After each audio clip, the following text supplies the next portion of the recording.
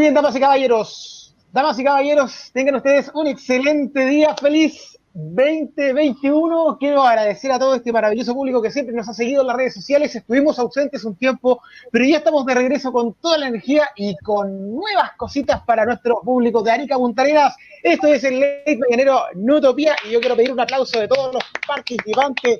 Como siempre, aplausos no dados. Esto no hay nada que hacer. Sergio no va a cambiar esa forma de pensar de él, así que lamentablemente vamos a tener que aplaudir todos los programas. No hay nada que hacer con eso. Señoras y señores, bienvenidos a este late. Agradecer rápidamente, por supuesto, la increíble sintonía. Espero que nos sigan en las redes sociales. Recuerda, Facebook, Instagram, YouTube y, por supuesto, Spotify e iVoox. Hoy tenemos un invitado de primer nivel. Un maravilloso invitado que lo trajo, por supuesto, otro invitado que ya se hizo parte del plantel. Sí, él fue invitado, él estuvo con nosotros, él participó en varias oportunidades, pero ya se quedó. Ya no es invitado, pero me gusta decirle que es un invitado. Sí, gracias a nuestro querido amigo Cristian Gamer, hoy día tenemos el maravilloso invitado y por supuesto que él nos va a presentar. Cristian, bienvenido, buenos días. Hola, ¿qué tal todos? Muchas gracias por invitarme permanentemente. Soy como el convidado de piedra. Oye, sí, mira, ya este 2021 que recién inició y estamos esperando que sea mejor que el que se acaba de ir, que es como el que uno siempre quiere echar por la borda, digamos, el año 2020, tan raro, pero bueno, ¿qué le vamos a hacer?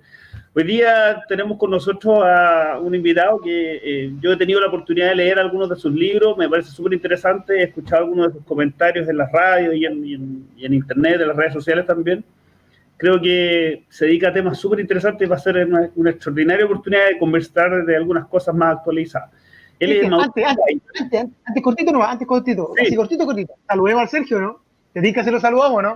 Ya, saludémoslo antes de entrar antes de entrar a lo importante, saludamos a Sergio. Sergio, ¿cómo estás? Buenos días. Hola.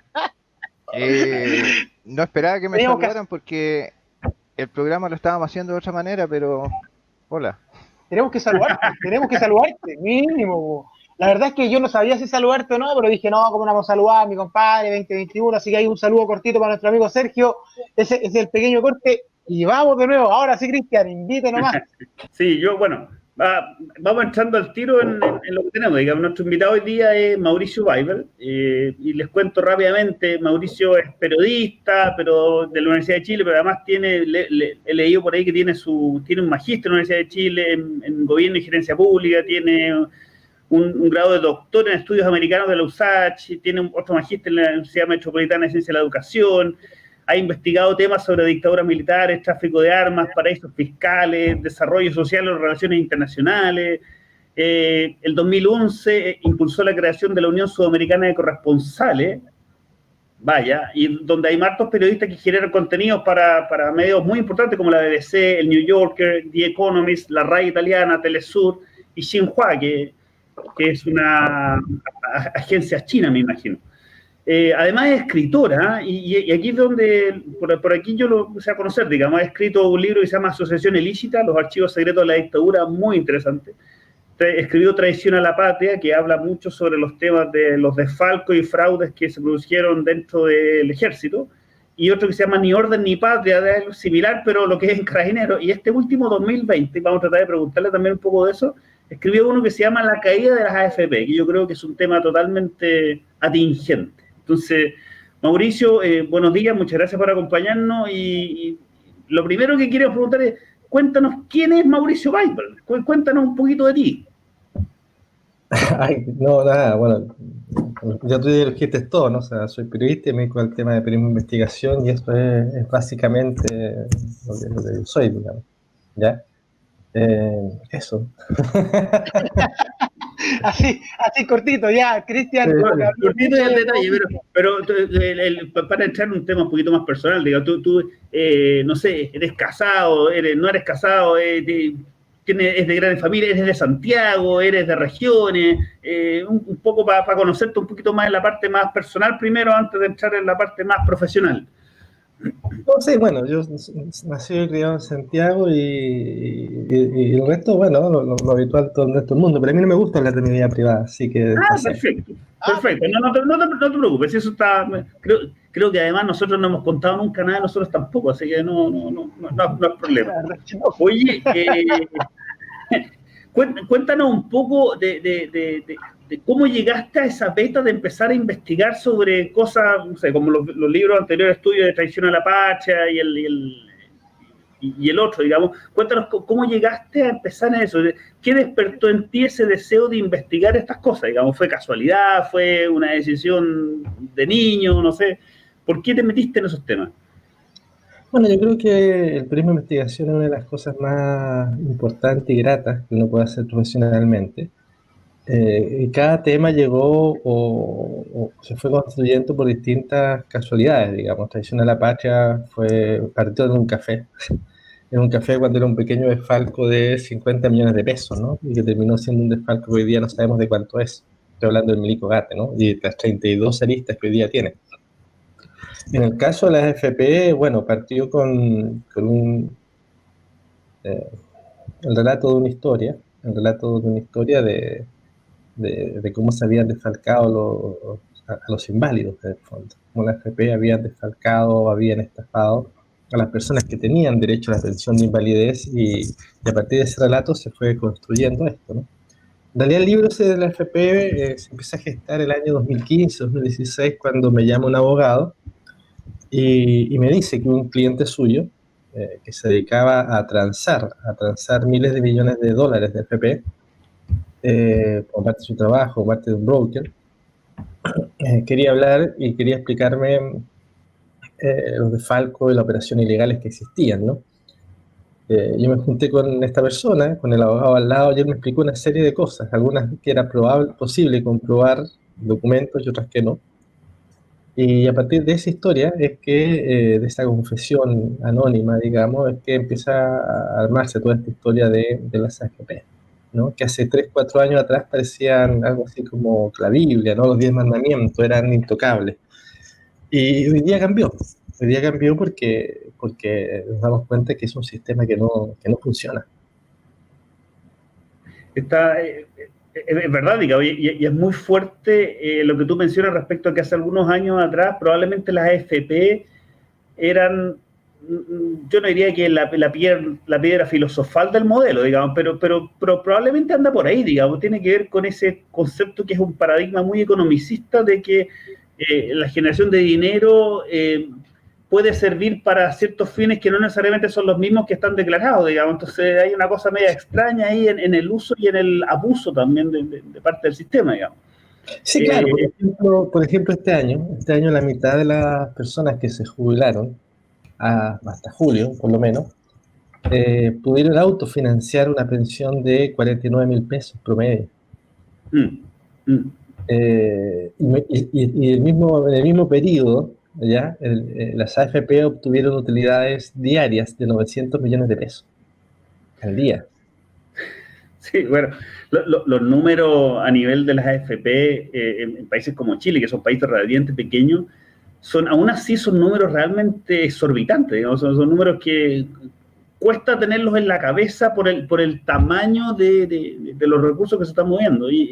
Y probablemente eso es una de las cosas por las cuales la gente piensa, pero ¿cómo? Si las AFP tienen tanta plata, ¿cómo es posible que no puedan pagar una buena pensión, digamos? Entonces, mira, tratemos de que la gente pueda entender cuánto es esto, ¿no? Porque son cantidades gigantescas de dinero. Por lo menos antes de los retiros, las AFP tenían fondos previsionales, ahorros nuestros, con unos 200.000 millones de dólares. Es una cifra gigante para que la gente la pueda entender. Eso es más de 3 veces todo lo que el Estado gasta en un año.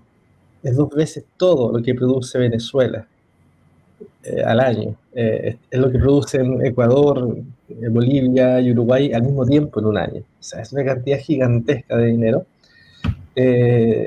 Y sin embargo, las pensiones, la gran mayoría de las pensiones son por debajo de la línea de la pobreza. Entonces no se entiende cómo funciona esto. Que en el fondo tú tienes una cantidad gigantesca de dinero, pero se generan pensiones muy magras. La razón, creo yo, de fondo es que las AFP fueron creadas para dar profundidad al mercado de capitales, ¿ya? A la especulación financiera, pero no para generar buenas pensiones. Nunca lo han hecho. Nunca han sido capaces en 40 años de generar buenas pensiones. Eso no existe, eso no es así. Sí, sí, ese es un tema que tuvimos la oportunidad de tocar ahora hace un par de meses atrás, y yo lo mencioné, digamos, a mí me tocó estudiar un poco el tema del sistema previsional, no directamente el tema de la AFP, pero es parte del tema, digamos, porque como me dedico a recursos humanos, uno tiene que ver el tema de la pensión, digamos, futura de sus trabajadores, digamos. Y tal como tú dices, digamos, las AFP de alguna manera fueron creadas y se habló de ellas como si fuera el sistema de pensiones, cuando en realidad las AFP son unas administradoras de un fondo, no hay nada más. Y un sistema de previsional para un país en realidad debiera tener muchas más aristas, digamos, las mencionamos acá, en países más desarrollados, el concepto global de cómo debe vivir una persona que se pensionó es que pague menos en el metro, que pague menos en salud, que tenga atenciones gratis en estas cosas, que no tenga que pagar impuestos en tales y tales dimensiones, que tenga algunos tipos de beneficios comerciales o no comerciales en otras cosas. Entonces, no es solamente la plata que le van a pasar y le van a depositar como pensión todos los meses, sino que es un conjunto de varias cosas, digamos. Y acá está solamente atacada la parte de esa plata que te depositan y que más encima no te depositan mucha plata, digamos. Entonces, la gente dice, no, es que las AFP son parte de todo el problema. Sí, son parte, no son la única parte del problema. Hay varias otras cosas más, digamos, pero sí, ahí en este programa hablamos de eso, justamente coincidimos que las AFP en realidad no son las generadoras de una pensión y por lo tanto el sistema está mal vendido, digamos, está mal comunicado, está mal y está mal diseñado. O sea, claramente y copian un poco algunas cosas de los sistemas de afuera, digamos, en Canadá, a mí me tocó ir en Inglaterra. En Inglaterra también hay estas empresas que toman las platas de los fondos de pensiones y las administran y generan grandes cantidades de plata, digamos, y son bien apetecidas. Sí, claro, mira, para que la gente entienda un poco qué es lo que se hace con su plata y por qué recibe o no recibe dinero y por qué las grandes empresas defienden tanto esto, ¿no? Mira, básicamente de estos 200.000 millones de dólares, que son nuestros ahorros, ¿ya? Probablemente hoy día es menos por el tema de los retiros, la mitad o un 40%, unos 85.000 millones de dólares están en el extranjero. O sea, se sacaron de Chile 45.000 millones, 85.000 millones de dólares, que es más de lo que el Estado gasta en un año. Están afuera, en acciones y en dólares fuera de Chile, ¿no? Sí. Entonces, uno debiera plantearse, bueno, ¿por qué hoy día, en este contexto tan dramático, por qué esos fondos no se repatrian? ¿Por qué no se invierten en economía real? Porque hoy día están invertidos en lo que se llama la economía financiera, pero ¿por qué no se invierten en la economía real? Cuando hablamos de economía real, ¿por qué, por ejemplo, estos fondos no se ponen para construir carreteras, generar empleo, y con los peajes que la misma gente paga se vayan a las pensiones, ¿no? Un solo dato para poder entender la importancia de transformar quizás estos fondos que vayan desde la especulación bursátil a la economía real, ¿no? Si Chile quisiera construir los embalses que necesita para la seguridad hídrica, un tema totalmente actual, tendría que al menos gastar unos 1.500 millones de dólares más. Bueno, eso es un 2% de lo que está en el extranjero. O sea, te das cuenta de cómo los fondos de las pensiones no se pueden usar solo con un criterio bursátil, ¿ya? Sino que requieren tener un criterio también de desarrollo económico, que nunca lo han tenido. Porque en el fondo para lo que han servido es para financiar a los grandes grupos económicos, pero no necesariamente para financiar el desarrollo, el crecimiento, el empleo. Y eso es central, eso es central. Sí, estoy muy de acuerdo con eso, que una de las cosas que uno vio durante los 90 probablemente, que tiene que ver con ese concepto o paradigma de cómo esta sociedad se alimenta y se autoalimenta de ciertas cosas y define que esta es la verdad y cuál no es la verdad. Digamos, tiene que ver, no sé si tú te acuerdas, pero si no me equivoco, en la época de Eduardo Frei se definió que había que dar algunos grados de, no subvenciones, pero facilidades a las empresas para que pudieran consolidarse y pudieran salir a competir afuera. Entonces se hablaba en esa época de los supermercados, las farmacias, que si entonces era con la idea de que, no sé, los supermercados crecieran un poco y pudieran salir a competir a Argentina, Colombia. ¿Cuál fue el resultado final? Colusión y monopolio. Entonces, hay algo en los paradigmas que nos presentamos de oye, mira, hagamos esto para que ellos puedan hacer mejores negocios, pero al final resulta que es como, no sé, es como darle las llaves del auto al hijo de 10 años, digamos, sale a hacer cualquier otra cosa menos lo que en algún momento pensé que iba a hacer, digamos. Entonces, claro, y además en algún minuto se nos quiso convencer, ¿no?, de que el mundo tenía que basarse en el egoísmo, en el individualismo, en la meritocracia, ¿no? que era una forma de decir que teníamos que salvarnos cada uno solo, ¿no? Y hoy día lo que hemos aprendido, a propósito de la pandemia, a propósito de la crisis del medio ambiente, el cambio climático, es que nadie se salva solo, que necesitamos ser corresponsables, que necesitamos ser solidarios, ¿no? Pero durante años, los 90, incluso gente que era de izquierda, supuestamente, socialdemócratas, socialistas, ¿no? Defendía la idea del capitalismo individual, ¿no? O sea, había que ahorrar solo para las pensiones, si las mujeres pagaban más en las ISAPRES, no importa, estaba muy bien que pagaran más nomás. No había que tener ningún rasgo solidario. Nuestra sociedad tenía que basarse en el egoísmo. Y eso fue brutal, porque gran parte de lo que hoy día sucedió tiene que ver con eso. Fíjate que hay una cifra que a mí me impactó cuando me di cuenta de ella, que es que en el año 2000, Alemania, la nación más poderosa de Europa, tenía un ingreso de $27.000. Y el año pasado, Chile, el Chile de la revuelta social, tenía un ingreso per cápita, según el Banco Mundial también, de $25.000. O sea, Chile y Alemania en un lapso de 20 años tenían el mismo ingreso per cápita casi, pero éramos países muy distintos. Y la diferencia tiene que ver solo con la desigualdad y el abuso y la corrupción.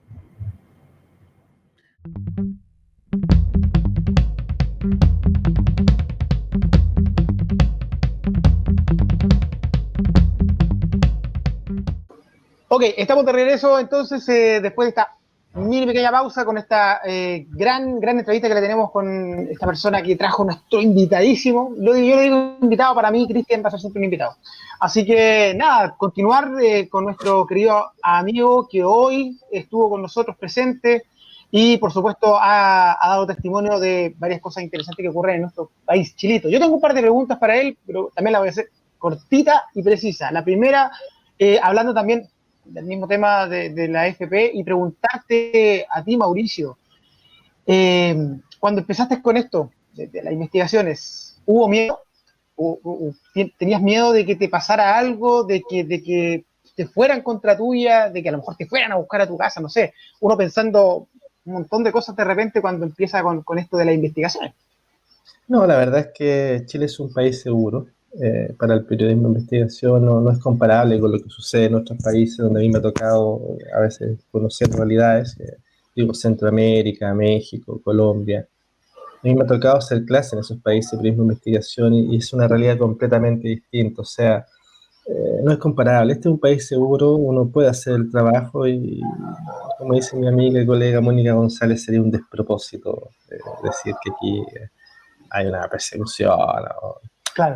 alguien te puso una puteada, pero aparte de eso, no, esto no es México, esto no es Colombia. Yo recuerdo una vez en Colombia, fui a hacer unas clases de periodismo y memoria, y la colega que organizaba todo viajaba en un auto blindado, de los chicos de 20, 19 tenían amenazas de muerte reales, factibles. No, esa no es nuestra realidad, así que no hay que ponerse estrellas que uno no tiene. Mira, qué buen dato. O sea, podemos hacer investigaciones tranquilos. Y hay que hacerlas, son necesarias. Sí, son necesarios, sobre todo con todo lo que estás hablando y lo que te ha preguntado Cristian en el tema de la AFP, que es un desfalco súper grande y que mucha gente tiene esta, yo no sé si llamarlo miedo contra ellos.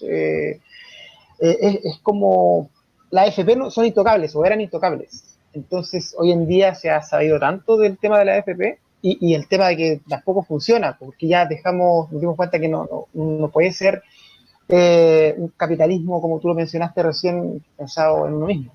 Así que, la verdad, súper interesante. Y el tema de lo que ocurre en nuestro país con las AFP, para mí, que yo he visto noticias y que también he visto gente que le ha servido mucho esa plata, yo creo que ha sido una ayuda tremenda. Con respecto a cómo funcionan los sistemas en otros países, recién hablaba Sergio mencionaba Canadá. A mí me gusta mucho Canadá. Yo siempre investigo de Canadá.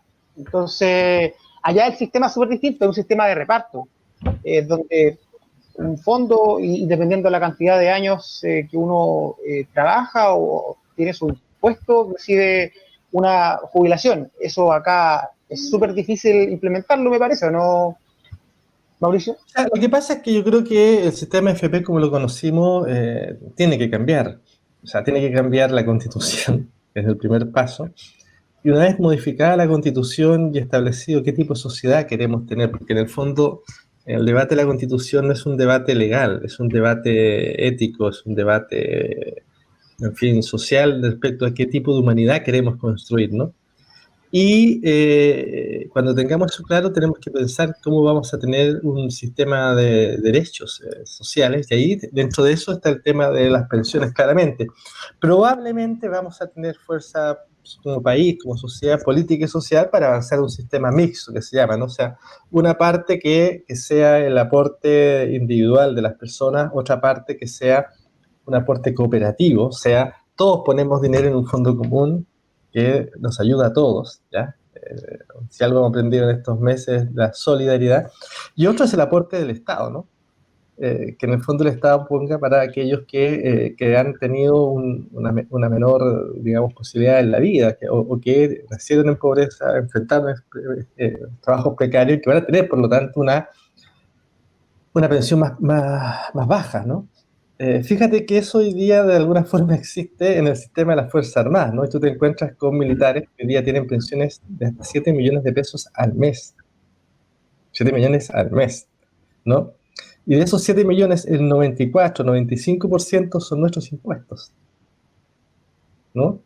Entonces, es bien brutal la situación, porque en el fondo no es que esto no se pueda hacer, esto se puede hacer, y lo hacen países muy desarrollados como Alemania, como Uruguay. Si tampoco tenemos que ir a países tan del desarrollo, ¿no? Porque después te piensas, no, pero eso lo pueden hacer países desarrollados. No te cuentas así que tenemos el mismo ingreso promedio, pero en fin.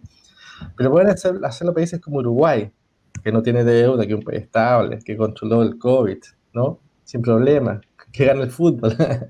Entonces, también podemos hacerlo nosotros. Si no tenemos que buscar Alemania o Canadá para buscar un sistema que funcione, podemos mirarlo acá al lado, en el barrio.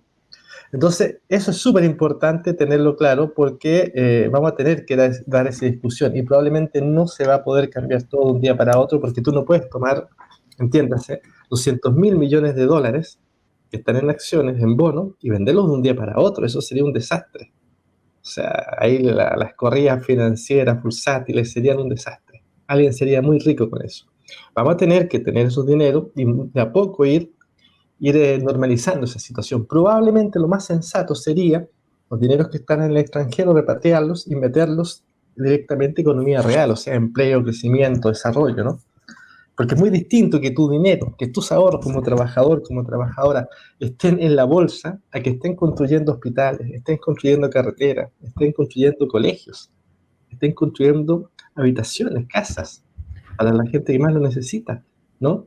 Qué distinto es si yo tomo los ahorros y los transformo en beneficios sociales y crecimiento, que hoy día están transformados en especulación financiera, en triangulaciones.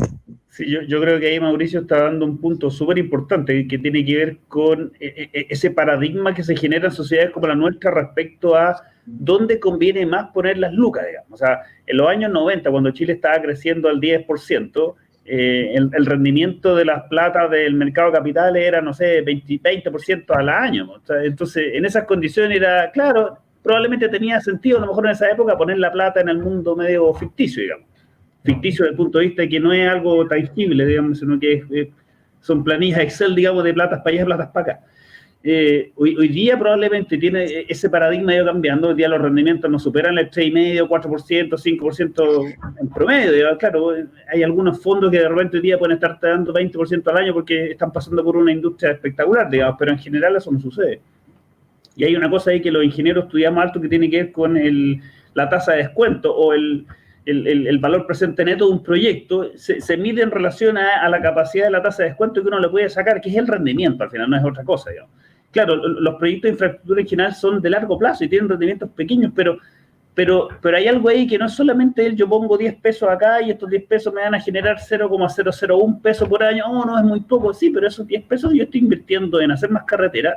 Significa que voy a estar potenciando la posibilidad de interconexión a nivel país. Voy a estar ayudando a los comerciantes a que lleven sus productos de un lado para otro, por lo tanto van a llegar con un precio más barato y por lo tanto más competitivo dentro del mismo país. Voy a estar ayudando a que Coyhaique a lo mejor le lleguen cosas más rápido, que lleguen cosas a Punta Arenas o que a Arica le lleguen. Entonces, hay otras cosas colaterales, digamos, que hacen que el país vaya evolucionando y vaya desarrollándose de mejor manera. Me tocó una vez estar en Estados Unidos y leer que cuando Florida, en los años 30, digamos, recién se empezó a crear, no tenía nada, era puro pantano, digamos, y el alcalde o el gobernador de Florida en esa época dijo, no, ¿sabes qué? Vamos a hacer carretera. Oye, pero ¿por qué si aquí no vive nadie? Le decían, no sé, vive muy poca gente, no importa, pero las carreteras van a hacer que la gente venga. Efectivamente, 15 años después de que este gallo hizo las carreteras, el PGB local, digamos, de Florida se había multiplicado varias veces, digamos, porque generó movimiento, generó que la economía se moviera. Entonces, eso es lo que se llama una mirada de país de largo plazo, digamos. Yo invierto plata ahora para que generar después de que todas las otras cosas se empiecen a mover.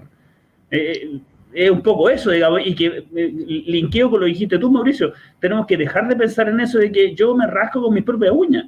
Yo me considero una persona privilegiada. A mí mis padres me pudieron dar una muy buena educación. Yo soy ingeniero civil de una de las mejores universidades del país. Pude estudiar afuera. Súper privilegiado. Pero hay mucha gente que no tiene esa posibilidad. Por lo tanto, yo tengo el deber de hacer un poco más por esas personas también. Digamos. O sea, no puede ser que digan, no, es que como yo estoy bien, entonces el sistema está bien, yo vivo en un bonito departamento, entonces no, está en la escuela del país, digamos. Y no me preocupa el resto. No, pues con mayor, tengo una responsabilidad mayor de tratar de que mis compatriotas también puedan estar mejor. Entonces, hay un tema ahí filosófico súper fuerte que me encantó que lo dijera, digamos. Yo creo que hay una responsabilidad súper grande de los que pueden y tienen más, de empezar a pensar en cómo los voy a ayudar a todos, que no se trata de la limosna del día domingo a salir de la mesa, digamos, que yo soy totalmente contrario a eso, sino que cómo hago para que nivelo la cancha, cómo hago para que sea más justa, cómo hago de manera que mi bolsillo me lo aprieto un poco más porque la plata llama la plata, entonces para mí es mucho más fácil que para otros. No, está súper bueno ese tema, me encanta. Sí, bueno, además está todo el tema de las fallas del sistema, ¿no? Nosotros hablamos al inicio del tema de la estafa a los inválidos, para que la gente lo entienda, porque no tiene por qué saberlo. Durante años la AFP cometía una serie de ilegalidades, ¿ya? De estafa, de fraude, a los mismos beneficiarios. No es solamente que los dineros estuvieran mal invertidos o que el sistema no funcionara tan bien, sino que además cometían estafas, ¿no? No se sabe cuántos fueron los miles de personas que tenían derecho a una pensión de invalidez, que es mucho más superior que la autofinanciada, y que sin embargo se las negaron ilegalmente. ¿Por qué? Porque las AFP estaban coligadas en propiedad con las compañías de seguro, ¿no? ¿Eso hoy en día no hay alguna cuestión judicial que se esté moviendo ahí, así como algún proceso, no? Puede que algunos sí, pero la verdad es que gran parte de esto prescribió o las personas murieron. ¿Sí? Esa es la brutalidad, ¿no? O sea, después de un par de años las cosas prescriben, ¿ya? Y los delitos de cuello y corbata quedan sin sanción, ¿no? Entonces, es muy brutal. Piensa lo que pasó en el caso Penta. O sea, los tipos estafaron al fisco, a todos nosotros, en miles de millones, financiaron la política en forma irregular, etcétera, etcétera, etcétera, y los mandan a clases de ética. Y porque un profesor patea un torniquete un día de furia, un torniquete, se va meses preso por patear un torniquete. Sí, ¿no? Sí, no, O sea, tú tienes un día de furia, sin ninguna premeditación, es un día de furia, te vas preso. Pero si planificas defalcar al Estado, comprar político, todo eso, clase de ética. No, sí, ahí la frase del chancho mal pelado aplica en forma patéticamente penosa en Chile, digamos. Es increíble esa diferencia, que es algo que se ve en otros países también, ¿eh? En Estados Unidos uno sabe que la gente con plata, digamos, se saca los juicios de una manera fácil, digamos. Pero aparentemente, siendo un mercado mucho más grande, hay más posibilidades para la regulación del mismo sistema, digamos. Entonces, el problema está en que parece que nosotros estamos demasiado concentrados. O sea, nuestro es un capitalismo concentrado, oligopólico, donde te meten los grandes grupos son siempre 3, ¿no? 7, ahí no pasa. Por eso que tenemos tanta colusión en los pollos, en el confort, o sea, nos roban el papel confort, en los pollos, el confort, las farmacias, ¿no? Piensa en las farmacias, recién después de todo este tiempo, le van a pagar a algunas personas un par de miles de pesos. El confort es ridículo. Te habían robado y pagaban. Y siempre los pagos son menores que el robo, que es lo brutal, ¿no? Y Sí. Llevémoslo al caso de las AFP. La gente no lo sabe, pero a la gente le robaron millones de dólares de sus fondos. Y la persona que lo hizo a través de operaciones ficticias fue bursátil y está libre y le bajaron la multa. Multa de hoy día es menos de un 8% de lo que robó, que estamos hablando del caso Cascadas, ¿no? Ponce, Lerú y toda esa historia, Sí. donde en el fondo, según las propias AFP, ¿ya? Ponce de Luz, a través de las operaciones cascada en la bolsa, logró extraer 44 millones de dólares, ¿ya? De los fondos de pensiones. Ponce de Luz está libre, pagó una multa que cada vez la ha reducido más, que ya está como 3 millones de dólares. O sea, paga una multa de 3 millones de dólares, no tiene cárcel, ¿ya? Y se embolsa los otros 41 millones de dólares que provienen finalmente de los fondos de pensiones de todos nosotros. Es genial. O sea, lo digo en términos irónicos, ¿no? Es brutal, es brutal. O sea, las AFP dicen esto, no se estafaron en 44 millones de dólares, colocamos una demanda, y ¿sabes lo que hacen después? Mantienen las inversiones en esa misma empresa con ese mismo dueño. ¿Lo quieren explicar? ¿Me lo quieren explicar? ¿Por qué nuestro dinero sigue en la persona, sigue bajo la tutela de la administración de la persona que supuestamente nos estafa a todos? Que alguien me lo explique.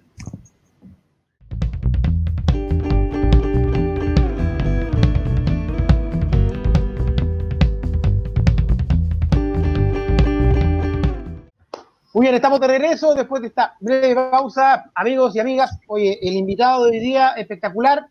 Nada que decir, mucha información, muy cortito el tiempo que tenemos lamentablemente, así que vamos a tratar de dejar invitado a Mauricio para una siguiente oportunidad para poder analizar mucho más en contexto todas sus historias y sus libros que tiene, que son muy interesantes. Para poder ir cerrando, teniendo una conclusión final, Mauricio, la pregunta es clara. ¿Cuál es tu futuro? ¿Cuáles son tus aspiraciones? ¿Cómo te ves de aquí a lo mejor 2 años más, 3 años más, en todo lo que estás haciendo? Cuéntanos, para poder ir finalizando. Bueno, la verdad es que yo me voy haciendo lo que hago, que me encanta, que es el periodismo de investigación. Ahora estoy mismo trabajando en CIPE, en varios proyectos, otros proyectos internacionales, y espero que eso funcione. Creo que el periodismo siempre se lo digo a los muchachos que empiezan, muchachas, te da la posibilidad de ser mucho más libre que cualquier otra profesión. Así que a mí me encanta eso y espero seguir ahí por mucho tiempo.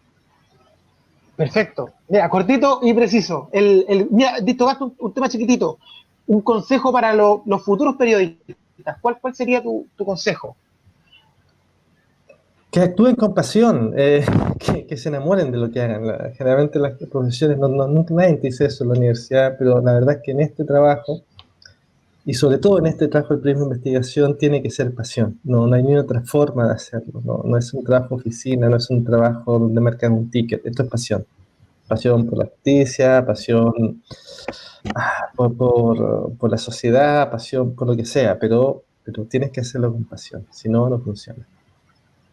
Perfecto. Mauricio, muchas gracias por haber estado con nosotros. Esperamos poder tenerte en una nueva oportunidad junto a Cristian, que también te hizo muy buenas preguntas. Ahí los dejamos hablar tranquilos a los dos para que así se pudieran explayar. Eso fue súper bueno porque Cristian también te aprovechó de preguntar muchas cosas interesantes sobre la AFP, que él sabe harto.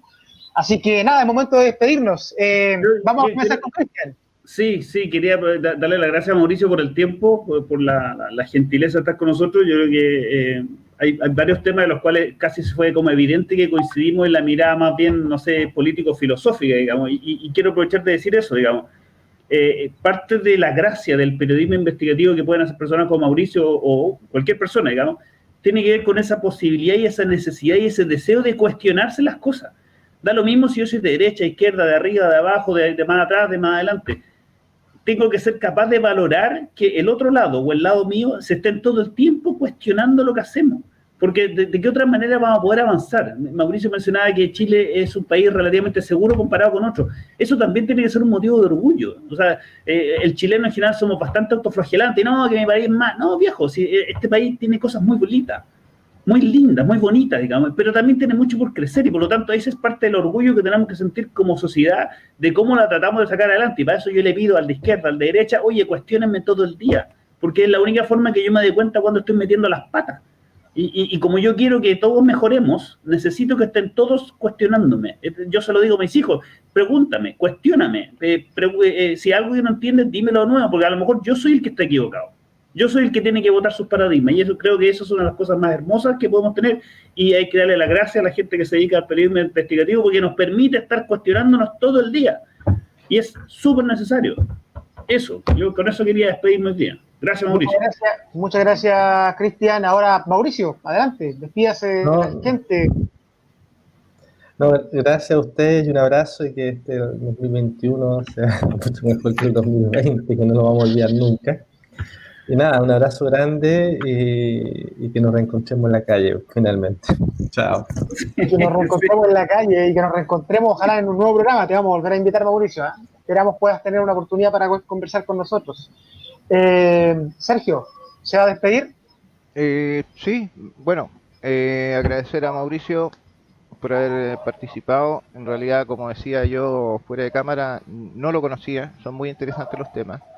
Y qué bueno que exista periodismo investigativo de ese nivel, porque hay muchas cosas que, como digo yo, como les comento a ustedes siempre, de que hay muchas cosas que nosotros no tenemos idea. En este momento no puedo acordarme del filósofo griego que decía que nosotros vemos las acciones pero no las intenciones. Y realmente tenemos que, el conocimiento es poder y saber cosas que están pasando sin que nosotros sepamos es muy interesante y nos permite crecer y aprender y cambiar. Así que muchas gracias, Mauricio, por haber participado. Gracias a ustedes. No, gracias a ti, Mauricio, así que esperamos tenerte de nuevo. Por favor, danos una oportunidad de poder tener tu presencia en nuestro programa, porque de verdad tienes temas súper interesantes que yo creo que a mucha gente de verdad le interesaría bastante saber más. Y hay personas, como dijo Sergio, o como yo, que no sabemos de repente de esto. Estos libros que están escondidos ahí, estos libros que están donde la gente puede acceder fácilmente y averiguar la verdad de nuestro querido país. Sí, oye, ya pues, amigos míos. Dígame. Sí, preguntarle a Mauricio dónde podemos conseguir los libros. Si él tiene cómo uno los compra, por decirlo así. Oye, sí, bueno, están en librería y en Busca Libre. Ahí están básicamente, aunque el de la este yo lo compré en Busca Libre y me llegó súper rápido. Tengo que buscar el otro ahora. Sí, pero yo también me parece que alguna vez lo vi incluso en un Jumbo. Estaban los tuyos y estaban los de Baradit y estaban los de...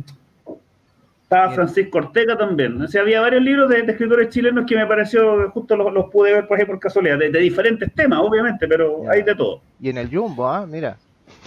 Sí, estoy casi seguro que vi una vez el tuyo. Mira. Entonces... Sí, en el Jumbo. Bueno, sí, entonces es factible poder encontrarlo en diferentes lugares. Este no sé. No, ese está agotado. Está agotado ya, sí, porque este me lo mandaste tú directamente por correo, digamos, pero está interesante. Bueno, pero también, también se puede conseguir por PDF, ¿o no? Eso te iba a preguntar, digital. Ebook, sí, por ebook. Sí, ebook, en digital. Queridos camaradas. Sí, me parece que en la biblioteca pública digital también creo que había visto alguno de ellos. Puede ser. Ok.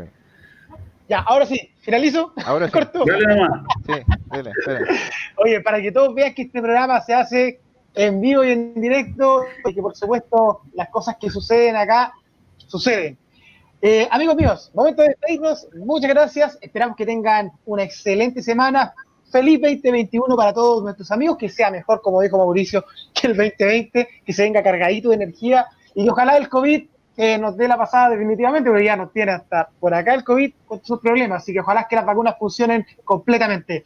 Chicos y chicas, muchas gracias, feliz 2021 y hasta la próxima. Chao, Chile. Chao. Chao.